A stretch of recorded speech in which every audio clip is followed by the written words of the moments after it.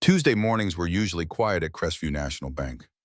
The lobby smelled faintly of lemon polish, and the hum of the air conditioning was the only real sound. At 9:05 a.m., James Callahan stepped through the glass doors. He moved with the slow steadiness of someone who no longer rushed anywhere, not because he couldn't, but because life had taught him the value of patience. To the bank's staff, he was just another elderly man, dressed plainly in a tan coat and neatly pressed shirt. His black cap read Korea Vietnam veteran in gold thread, clean and centered. His shoes were worn but shined. In his coat pocket, folded carefully, were discharge papers, a VA card, and something heavier, a brass challenge coin with a Thunderbird and 7 stars engraved on its face. Jim wasn't there to make a statement. He wasn't one for dramatic entrances. All he wanted was to withdraw a few $100s from a dormant account he hadn't touched in years, money he had once deposited from combat pay. He waited his turn in line, nodding politely when the teller finally called him forward. The young woman behind the counter, early 20s, bright eyes, name tag read Lindsay, took one look at the account and hesitated. She muttered, tapping at the keyboard. I'll need my manager for this. She gestured to a man leaning on the far wall, scrolling his phone. His name was Tyler Briggs. Slicked back hair, fitted shirt, too much confidence for someone who'd clearly never served. He approached with a smirk and looked at Jim's papers like they were an inconvenience. This discharge form looks like it was typed on a typewriter, he laughed. Are you sure this account is yours, sir? The way he dragged out "sir" made it sound like a joke. Jim didn't respond. He just pulled the brass coin from his pocket and placed it gently on the counter. Briggs glanced at it and scoffed. Cute souvenir. You can buy these online now. Security, oh. He waved a hand toward the guard. We've got another faker trying to game the system. Show him out. Jim said nothing. No anger, no protest. Just gathered his coin, nodded once, and moved to a bench by the window. He sat quietly, hands folded on his cane. No one applauded. Some customers chuckled. A few averted their eyes, but one woman standing across the lobby did neither. She had seen that coin before, and she knew exactly what it meant. And in that moment, the air began to shift, not in favor of the bank, but in defense of a man no one truly knew yet. Maya Dela Cruz hadn't planned on coming to the bank that morning. Her meetings were usually virtual, her schedule tight. But a misrouted payment required an in-person fix. So here she was, waiting near the back, tablet in one hand, Bluetooth headset in the other. She had been half listening to a team call when she noticed the old man at the counter, then the manager's tone, then the challenge coin. And suddenly she wasn't half listening anymore. She knew that coin. Not just generally, she had seen that exact insignia once, during a classified logistics briefing at Kandahar Airfield. A senior JSOC officer had placed the coin on the table, and every ranked individual in the room had stood up. The Thunderbird, the 7 stars, it wasn't decorative. It was identification, known only to those deep within legacy operations. She stepped forward, ignoring the murmurs, her boots echoing lightly on the tile. That man, she said clearly, looking the manager in the eye, isn't a fraud. Briggs gave her a puzzled frown. Excuse me? Maya pointed at Jim Callahan, who sat silently on the bench by the window, still holding his cane, eyes downcast. You just made a mistake. Briggs crossed his arms. If he's legit, why hasn't anyone come with him? Where's his ID, his uniform, his whatever? Maya didn't answer. She turned and walked outside, already dialing a number from memory. Command, this is Dela Cruz. I've got a Bishop coin ID sitting alone in a bank lobby. Name's James Callahan. The silence on the other end was instant and heavy. Then a response came. Quiet, clipped, unmistakably alarmed. Did you say Bishop coin? Yes, sir. Don't let him leave. We're moving. Inside, someone else had been listening too.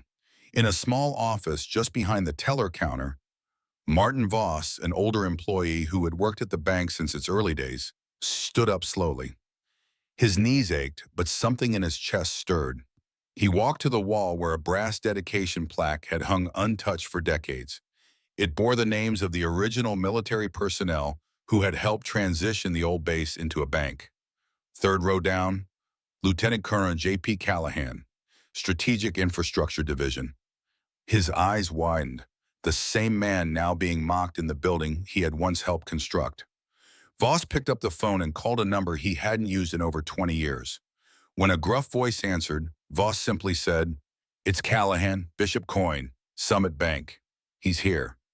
Then he hung up. Meanwhile, back in the lobby, Jim hadn't moved.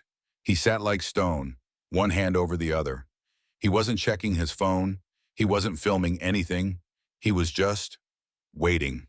He'd done that before, in cold countries, in bunkers, in silence. But this wait felt different, because now other people were watching him too. And for the first time, they weren't entirely sure what they were seeing. The laughter had died out. The whispers too. Something unspoken had crept into the space, something that felt like doubt. Maya stepped back inside, locking eyes with the teller who had laughed. The young woman quickly looked away. And then, for a brief moment, the silence inside Crestview Bank didn't feel like dismissal anymore. It felt like tension. Like the kind of tension just before the arrival of something you didn't expect, but absolutely could not ignore. And outside, only blocks away, an SUV just ran a red light. Because a general wasn't coming, he was already on his way. At exactly 9:47 a.m., a matte black SUV turned sharply into the parking lot of Crestview National Bank. No sirens, no fuss. Just a single silent strobe flash behind the grille, a warning only those who knew what it meant would recognize. Major General Elias Wren stepped out of the vehicle without waiting for his aide to open the door. Every inch of him was regulation sharp. Navy blue dress uniform with 4 rows of ribbons, silver eagle insignias gleaming on his shoulders, polished black shoes that struck the pavement like a gavel. His presence hit the air like a cold front, controlled, unapologetic. The kind of man who didn't raise his voice, because the silence that followed him spoke louder. He didn't ask questions. He already knew the answers. Inside, Jim Callahan still sat on the bench, still quiet until unnoticed by those who had failed to see him for who he was. The security guard glanced at him now and again, but only nervously, like someone unsure whether they had just crossed a line they didn't know existed. Tyler Briggs, the manager, paced behind the counter with the same arrogance he always wore like cologne. "Still here?" he muttered, nodding toward Jim. "Thought he'd be gone by now, probably hoping someone posts about this online for clout. These old guys love the attention." The teller didn't laugh this time. Even she knew it had gone too far. Maya Dela Cruz stood near the window, arms crossed, phone still in hand, though the call had ended minutes ago. Her jaw was tight. Her instincts were louder now. Something was moving, something big, and it was getting closer. And then the doors opened. Not a creak, not a slow push. They swung open, wide, deliberate, final. General Wren entered like a storm in full control of its path. His gaze scanned the room once, landing instantly on Jim Callahan. No words were exchanged, no salutes yet, but the connection was unmistakable. The general walked with measured steps to the center of the lobby. His aide followed silently, carrying a metal case, the kind that usually required clearance just a touch. Wren turned to face the room. His voice was quiet, but every syllable carried weight. "Which one of you questioned Colonel James Callahan's identity?" No one spoke. The customers froze mid-motion. Phones were lowered. Even the hum of the coffee machine in the corner seemed to pause. Briggs blinked, then chuckled, awkwardly. "Sir, I didn't know. His documents were old. They didn't match the formatting." "Of course they're old," Wren cut in, eyes locked, "because he's earned every one of those years. You questioned a man who served before you were even born." He stepped aside and motioned to the aide, who opened the case and produced a folder marked "Confidential," along with a velvet box inset with a shining metal. Wren placed the folder on the counter. "In this file," he said slowly, "you will find documentation verifying Colonel Callahan's service in Korea, Vietnam, and multiple theaters you'll never read about in history books. This building," he added, turning toward the wall plaque, "stands because of infrastructure plans he helped design while serving under the Department of Defense. That account you flagged as suspicious? It held funding from classified joint operations long before your job here existed." Wren faced Jim then, and for the first time, he saluted. Crisp, sharp, absolute. Jim blinked in surprise, then slowly stood with the dignity of someone who hadn't been saluted in decades, but had never forgotten how. He returned the gesture, steady despite the cane in his left hand. The entire room seemed to inhale. Wren's voice softened. "Colonel, we apologize for this. We failed you." Jim nodded gently. "Didn't come here for apologies, General. Just needed to help my grandson with his college tuition. Thought I'd use what's left in the old account." Wren turned to the staff. "Then let's make that happen." Briggs stepped back, pale and silent now. No smirk, no comment. The teller processed the withdrawal with trembling fingers, her eyes unable to meet Jim's. As the receipt printed, Wren reached into his pocket and handed Jim the velvet box. "We've been holding this for you. Service beyond record." Jim opened it slowly. Inside lay a medal engraved only with his name and those three words. No press, no cameras, no spotlight, just truth. As Jim folded the receipt and tucked it into his pocket, Wren placed a hand on his shoulder. "Colonel, you've got 5 minutes," Jim raised an eyebrow. "For what?" Wren nodded once. "For the honor you never asked for." And then, without command, every military veteran in the room stood tall and saluted. A reservist by the ATM, a retired Navy corpsman near the deposit slips. Even civilians rose, not because they were told to, but because they understood. And finally, so did everyone else. The lobby of Crestview National Bank had never been so quiet. Not even during audits or system outages had silence ever felt so heavy. But this wasn't awkwardness anymore. This was reverence, the kind of silence reserved for monuments and memorials, not for banking halls. People stood a little straighter. They spoke in hushed tones, even the sound of the printer spooling paper seemed too loud. James Callahan didn't ask for any of it. In fact, if it were up to him, he would have been in and out before anyone remembered his name. But things had changed. Something inside that room had shifted. And not just because a general had walked in. It shifted because people realized.